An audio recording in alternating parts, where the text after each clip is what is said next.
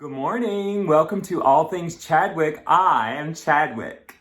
Just in case you didn't pick up on that. And salutations. I need to make...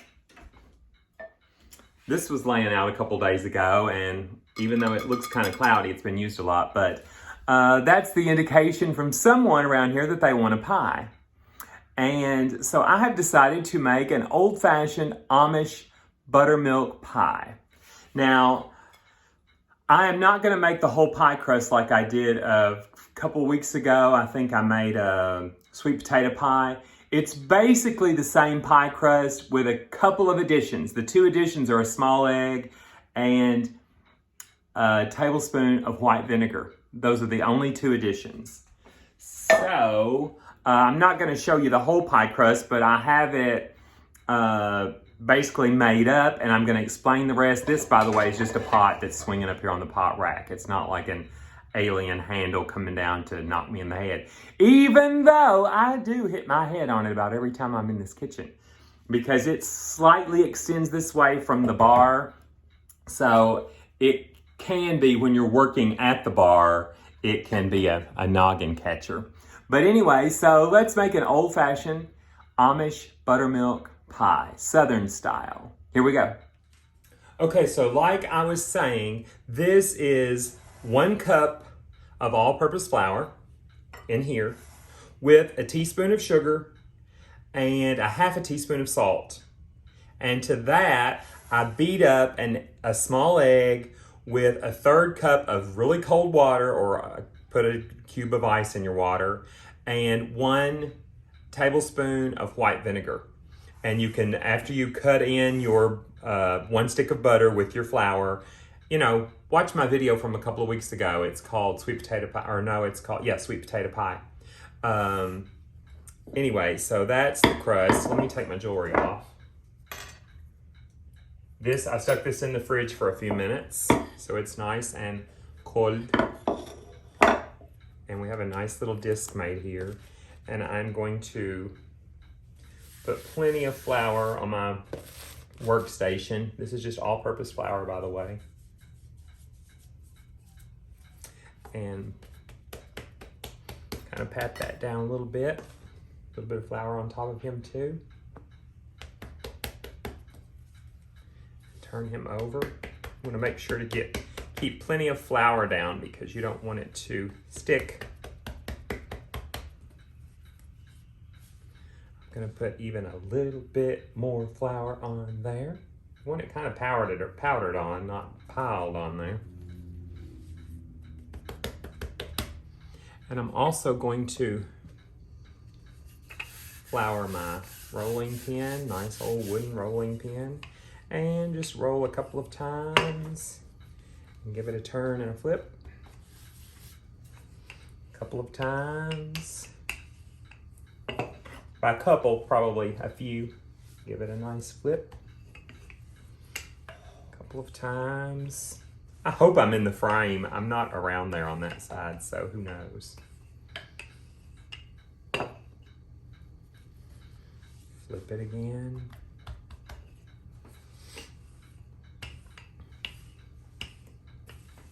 Making this, we're gonna shoot for about 1/8 of an inch thick. And we want it, of course, to be big enough to fill this pie plate. So I'm gonna flip it again. Like a pie crust, like a, like a pie crust. Chadwick, you got it. Like a pizza pie. And it flips over.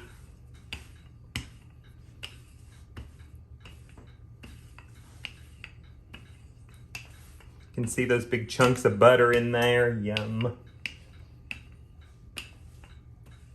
I think we've about got it, Daddy. I think that'll get it. So I'm gonna roll this up on this thing and roll it back out on this plate. Well, it unrolled, of course, but I'll get it back on there. I'm not too worried. Half and half, we'll manipulate it a little bit. Stick it back in there and pull it back over here where I want it. Come on, Mama. There you go. We got one little hole, but I can patch that. It's a delicate little bitch. So sorry. No, I'm not. It's delicate. You don't want to stretch it. I mean, you want to kind of let it fall into those walls. I'm going to see where this is a little bit longer out here. I'm just going to throw that in there and patch it together. And whoever gets that bite will be like, oh my God, this crust is so delicious. I'm not going to trim it anywhere. All I'm going to do is just lay it under anywhere it's overlapped. I mean, now if it's really long, you may want to trim it over, but where it's kind of hanging down, I'm just going to fold it under. You're going to say, well, that was the poorest job of getting a pie crust in that. Well, you just video yourself doing it, honey, and send it or put it on the www. We'll all be the judge. I think it's fine, you know. And I know I've got to get my nails done soon because they're a little long for doing a pretty pie edge. But we're going to make it happen anyway. I have my oven on 375 because for this pie, I am going to blind bake for buttermilk pie.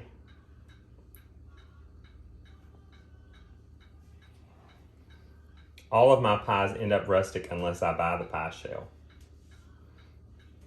So there's the little part of it. So doesn't look bad. It's going to be delish. I am going to grab a fork and dock this. You know, poke around in there 15 or 20 times.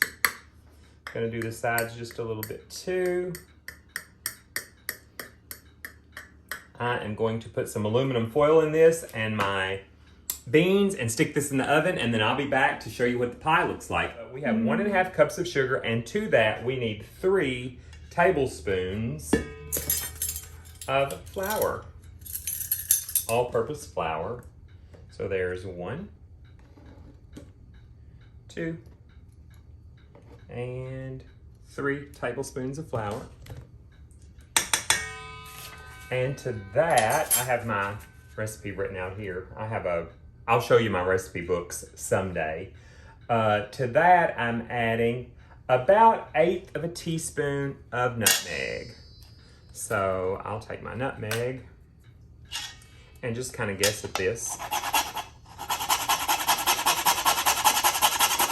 I'm a fan of nutmeg, so if it has a little more than 1/8 of a teaspoon, we can deal with it. Nutmeg. Boom, boom, boom. Sorry if that's too loud for you. I want about 1/4 teaspoon salt. So I'm just going to eyeball that. You know, just a couple of pinches actually. And to that, well, first of all, let me get that kind of mixed up. I think that's the gist of my dry ingredients. Sugar, flour, salt, nutmeg.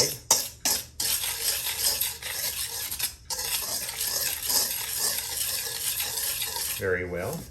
Now, to that, we're going to add butter.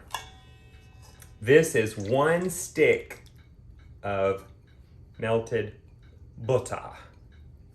1 stick of melted butter.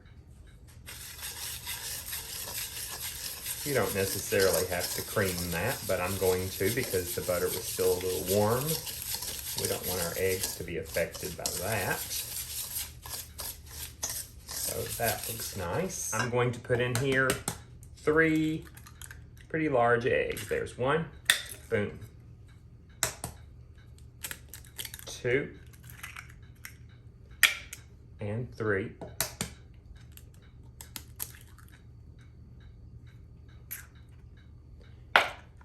Beat those in for just a minute.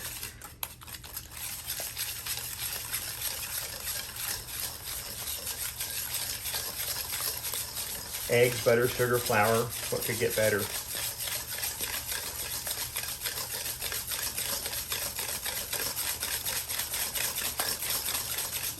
now I'm going with a tiny capful. Now, if you have a lemon and you want to zest your lemon and put a little bit of lemon juice, about a teaspoon or less, but I have a good old-fashioned Sours pure lemon extract. So I'm gonna put a capful of lemon extract in there as opposed to a lemon, because all I have in the crisper are limes. So we have that, and next we have about a cup, good old buttermilk, and I've already shaken this up. Nice, thick, disgusting. I do not like buttermilk as far as to drink it. Now, I love to make things with it, but some people, like my husband, can just drink a glass of it. And last but not least, I think I said this but didn't add it, I want about a teaspoon. I never measure this, folks. I'm just gonna pour in a teaspoon or so. That's a tablespoon, and I love it. And if you have vanilla beans and you can scrape the inside of a vanilla bean instead, that will also be delicious. So let's just combine this really well, and it's very custard-like. That's just what I wanted. If you have small eggs, you may want to put 4 eggs in here. I did lower my oven temperature to 350, by the way. Make sure everything's scraped down. So let me grab the crust and I shall be right back. Now this is just going into the pie crust. Creamy and smooth. Creamy and smooth. I should have grabbed the spatula, but I'll get it in a second. Hang on, look, this needs some spatulation. So hang on just a second. I'm gonna get all of that out of there. And this will, like a lot of custard-based pies, this is going to rise up, and then when you get it out and cool it, it's going to deflate again. So it'll be beautiful immediately when you pull it out, and then in about 20 minutes or so, it'll be like, oh my God, it was so pretty, what happened? And but it's gonna be delicious. So I'm gonna get this in the oven. It's on 350, and it's gonna be in the oven for about 50 minutes, 55 minutes, could go up to an hour, but keep an eye on it after 50 minutes to make sure that it doesn't get too brown on top or the crust doesn't get too brown. This is going in the oven, and I'll be back when he comes out. I'll be back, I promise. There you go, folks, fresh out of the oven.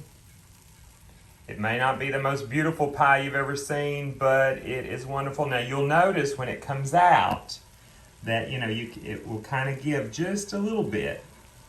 Maybe, and some people even say, if you can see that it just slightly jiggles when you move it, but it's still firm, it's not wet on the top.